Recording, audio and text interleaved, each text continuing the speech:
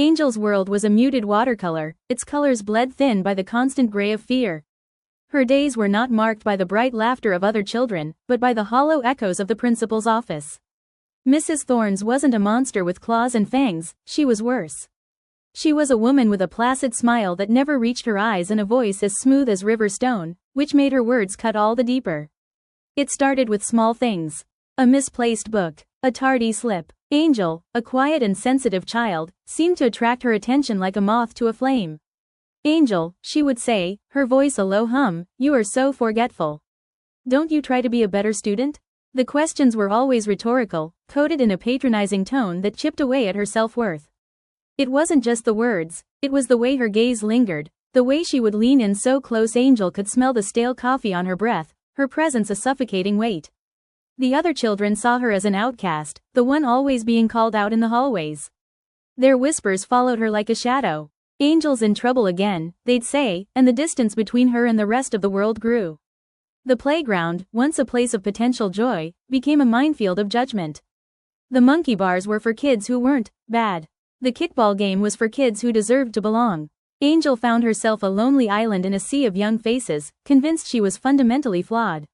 At home, she withdrew into herself. Her parents, busy and exhausted, mistook her silence for typical childhood moodiness.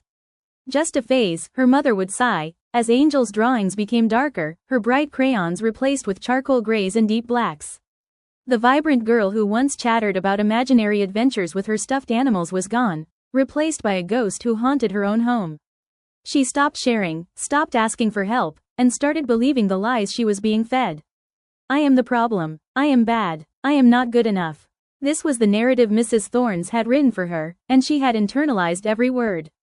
The trauma didn't manifest as a single, dramatic event, it was a slow, steady erosion of her spirit.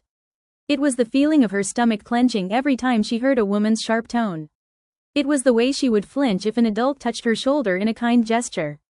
The world, through her eyes, was a place of potential threat, and trust became a concept as foreign as a star she couldn't see. Years later, as an adult, Angel was a brilliant architect, but her success was built on a shaky foundation. She was a perfectionist, meticulously checking every detail of her designs, driven by a deep-seated fear of making a mistake.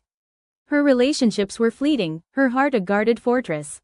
She would sabotage a new friendship at the first sign of conflict, convinced the other person would eventually see what Mrs. Thorns saw in her, the flawed girl. Her childhood, a time that should have been a safe harbor, was now a constant storm in the back of her mind. The trauma wasn't a broken bone that healed and was forgotten.